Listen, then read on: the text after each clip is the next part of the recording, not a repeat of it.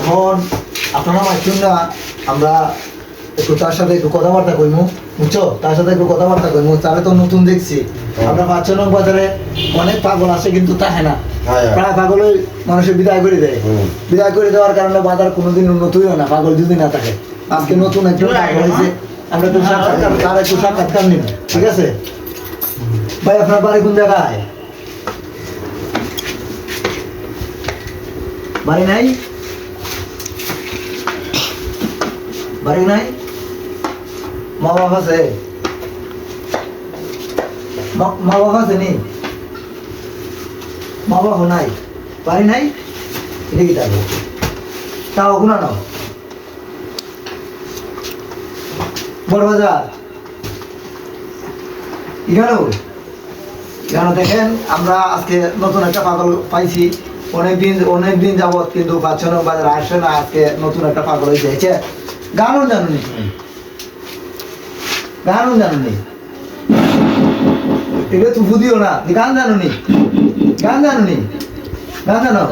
গাওছেন একটা গান গাওছেন? কে হাদিমু না তোমারে? কে হাদিমু? কে হাদিমু তোমারে? কে হাদিমু? গান গাও, একটা গান গাও, গাও। শুনে লাগলা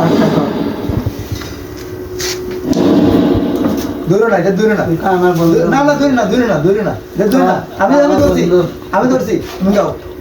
दिल कहता है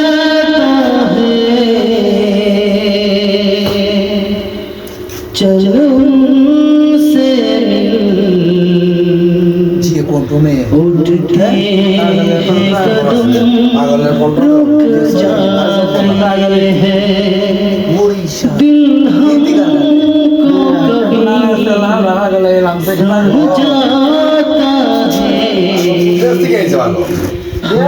भूल जाता